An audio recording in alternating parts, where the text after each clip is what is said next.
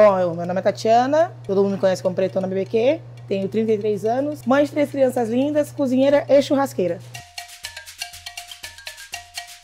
Bom, galera, esses foram os pratos que a gente fez hoje. Cupim defumado, bolinho de polish pork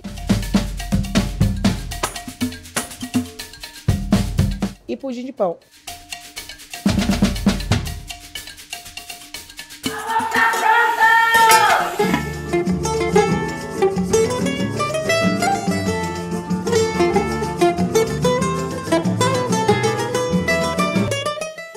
Oito anos atrás, eu comecei a estudar gastronomia, que eu já tinha feito várias outras coisas, mas aí eu me descobri, já era da minha vida, sempre foi.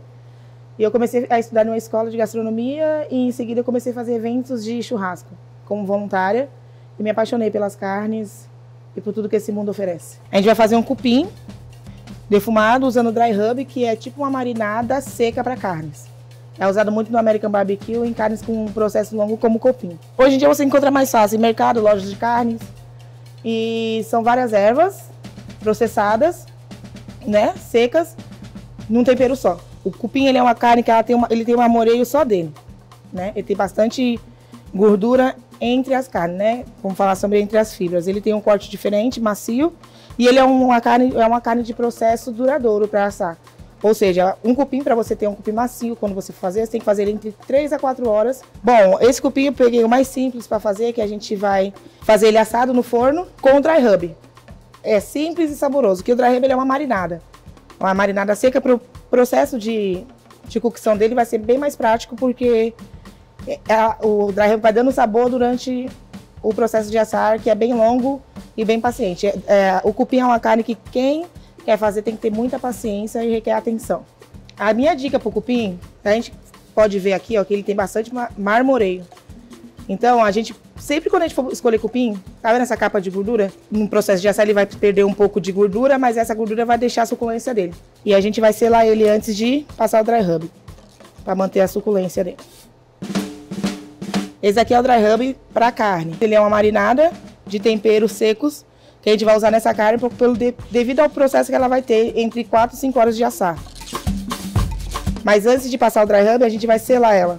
Quando eu estava estudando gastronomia, eu saí desse lugar que eu trabalhava e fui trabalhar no frigorífico, como auxiliar de limpeza na época. E de lá eu fui para líder de estoque. E aí foi que eu me apaixonei pelas carnes, que toda a prova de carne, todas as carnes que chegavam, eu estava junto com o dono, recebendo e fazendo a degustação. Foi aí que eu descobri a parte de festivais de churrascos no Brasil e meti as caras e fui.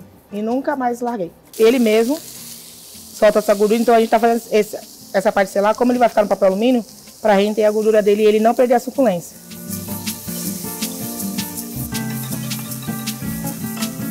Depois dele selado, vamos deixar ele descansar um pouquinho só para manter a suculência da carne, né? A hemoglobina dentro da carne para ela não ficar escorrendo. Aí a gente vai jogar o dry rub por todas as partes.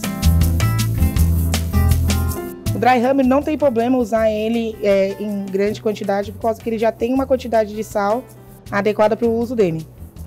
A minha dica aqui, quando você usar o dry rub, não deixe de passar em todas as partes da carne, porque é muito importante ela estar toda selada com o dry rub.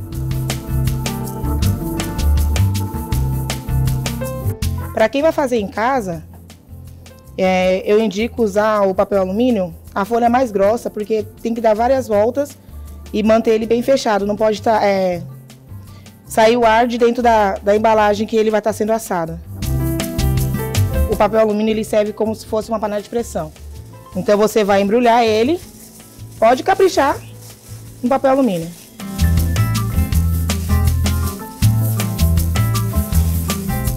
Aqui com esse papel alumínio que ele é um pouco mais grosso, eu vou dar 8 voltas.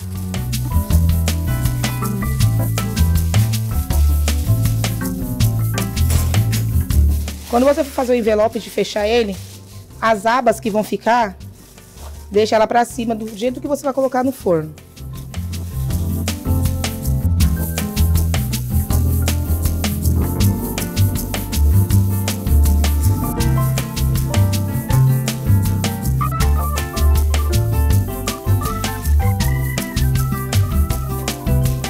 Tem que estar bem fechado para não vazar o líquido do cupim. E agora, forno de 160 a 180 graus e lento. Agora você coloca lá e ele esquece, não precisa virar, desse jeito ele vai assar por completo. De 4 a 5 horas. Depende da peça que você comprar, a quantidade de gordura que ele tiver e o tamanho que ela tiver. 3, 4 horas depois, tirei do papel alumínio, deixei a carne descansar durante 5 a 10 minutos, porque tem que voltar toda a suculência dela para dentro dela, quando você for cortar, para não sair aquele monte de hemoglobina de dentro da carne, porque ainda fica um pouco devido a ele ter muita cartilagem. A gente vai cortar ele contra a fibra. Uma dica que eu vou dar: o cupim ele tem muitos entrelaços na carne, então você sempre corta contra a fibra. Você vai olhar aqui na frente e vai dar para você ver que ele está todo marmoreado assim e tem algumas fibras desse jeito, então você vai cortar assim.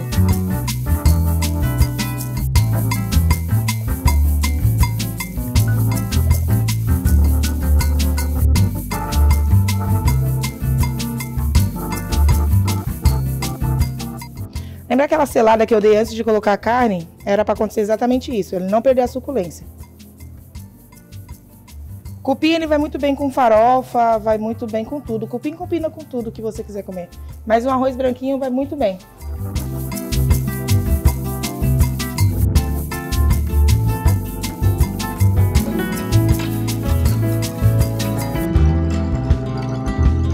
A gente vai fazer bolinho de pulled pork.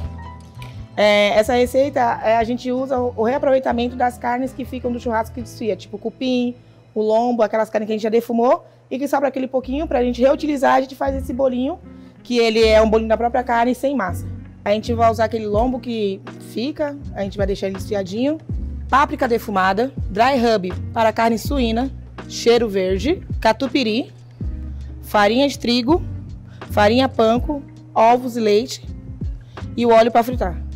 Como ela já está um pouco temperada, então a gente vai com a mão leve. Essa dica que eu dou, que é como a carne já está pronta, a gente usa um pouquinho menos de tempero para não salgar, caso já tenha sal na carne.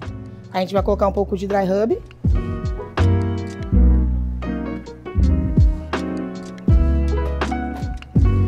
A páprica defumada.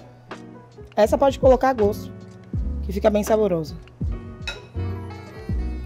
O cheiro verde.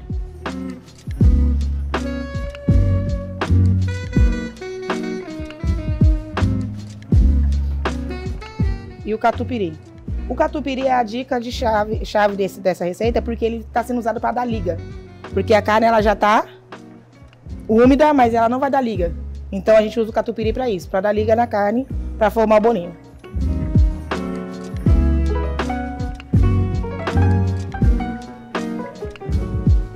A gente já vive num mundo onde a hierarquia da cozinha é uma hierarquia machista, masculina. Então, a mulher nesse meio, pode até parecer hipocrisia, ela é muito desvalorizada, né? Eu fui naquilo que eu queria ser, e não o que os outros falavam para mim que eu podia ser. Então, eu sou cozinheira e sou chefe churrasqueira e faço o que eu gosto, que é costela fogo de chão. Uma das áreas no churrasco que as pessoas literalmente identificam como a área que é para homem fazer, devido a peso, ao tempo de cocção, mas a mulher enfrenta do mesmo jeito.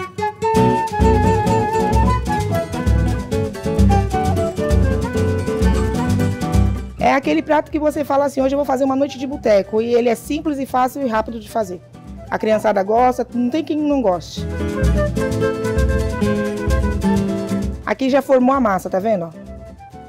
A liga que eu falei do catupiry era essa, de fazer ele ficar uma massinha, como se você tivesse feito uma massa.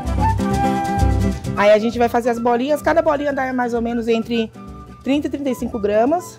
Fez churrasco no almoço, vai usar aquela carne à noite, quando formar as bolinhas, deixa meia hora na geladeira antes de empanar para fritar, para ela ficar mais uniforme. A carne de porco ela tem que ser bem manuseada. A carne de porco não pode ser mal passada. O manuseio dela é mais delicado e tem que sempre que cozinhar bem, cozinhar, assar, mas nunca perder a suculência da carne.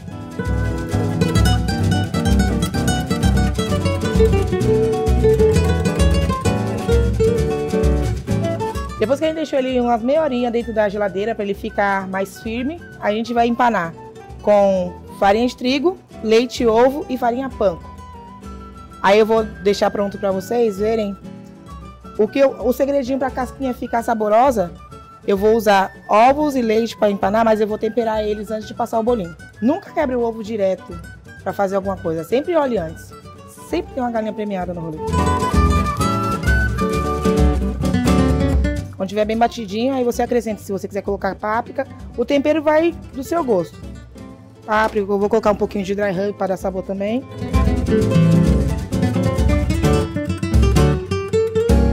Aí você vai passar primeiro uma vez na farinha de trigo, bate ali bem para não ficar com o peso da farinha. Uma vez no ovo, aí você vai voltar lá na farinha de trigo de novo, mais uma vez no ovo e por fim farinha panko. E ele vai ficar desse formato.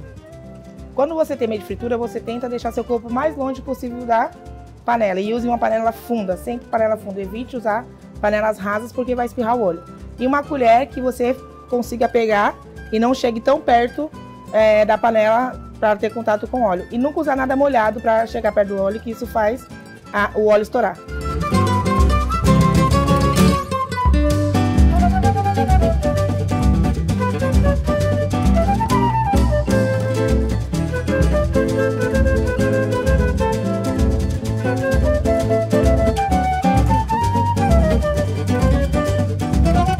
Bom, agora a gente vai fazer a receita de pudim de pão, que particularmente é a sobremesa da minha vida, que ela tem uma memória afetiva muito grande. Foi a primeira sobremesa que eu comi na minha vida em si. E para ela a gente vai precisar de ovos, pão amanhecido, pão fresco, vai de você. Leite condensado e leite. E para fazer a calda a gente vai usar o açúcar. A gente vai bater o leite, o ovo e o leite condensado para ele criar uma textura homogênea antes da gente colocar o pão.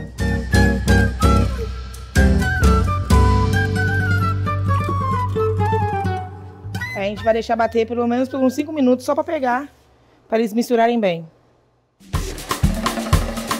Depois que bater, já vai colocando os pães.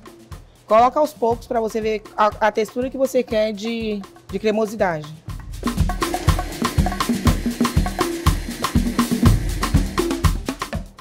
Tá vendo? Quem sabe faz ao vivo. Brinca.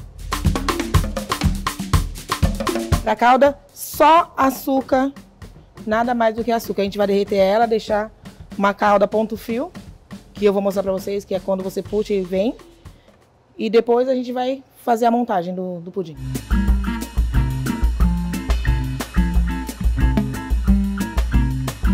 A calda a gente sempre faz ela em fogo baixo, porque conforme ela vai derretendo, se você não prestar atenção, vai queimar e vai ficar com gosto amargo, então não vai ficar legal. Para quem tá com pressa, faz um dia à noite, vai dormir, no outro dia come, mas sempre tem que esperar ele, em média, se for comer no mesmo dia, entre 1 ou 2 horas para esfriar. Na geladeira, não coloca no congelador, no freezer, não. Aí chega nesse ponto da calda, é hora de desligar e colocar na forma.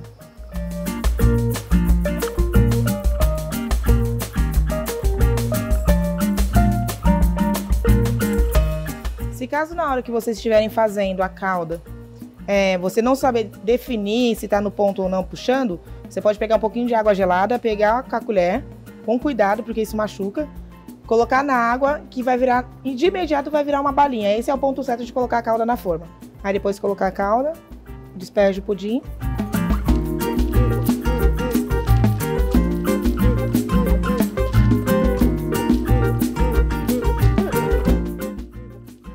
Para vocês de casa que vai fazer no forno, é indicado tampar com papel alumínio e fazer no banho-maria, que é muito antigo, mas é super importante fazer. Coloco aqui. É importante também sempre ficar olhando para ver se a água não secou. A água não pode secar. Então, se a água secar um pouquinho, vocês despejam um pouco mais de água fria. Não tem problema na temperatura da água.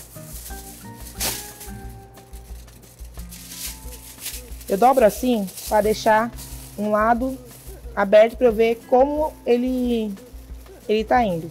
Aquela dica de vó que a gente faz em bolo, eu acho que muita gente ainda faz isso, que é pegar o garfo ou um palito de fósforo e colocar e sair limpo, é o ponto certo. Bom, gente, o pudim assou durante 40 minutos, ficou mais 1 hora na geladeira para resfriar. E agora eu vou desenformar ele para vocês verem a textura que ele fica. Ela foi a primeira sobremesa que eu comi na minha vida quando eu era pequena, que minha mãe fez. A gente queria uma coisa que ela não podia trazer pra gente e ela fez esse pudim pra gente e ele tem essa memória no meu coração pra minha vida, pro resto da vida. Você pode fazer ele também porcionado.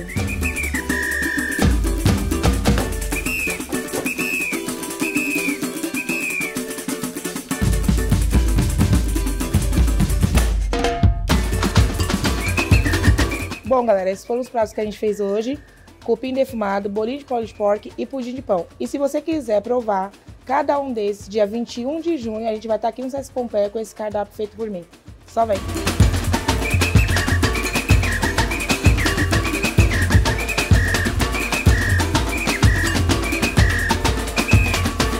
Passar para agradecer a Gastronomia Periférica e o Sesc Pompeia pelo convite. Gratidão!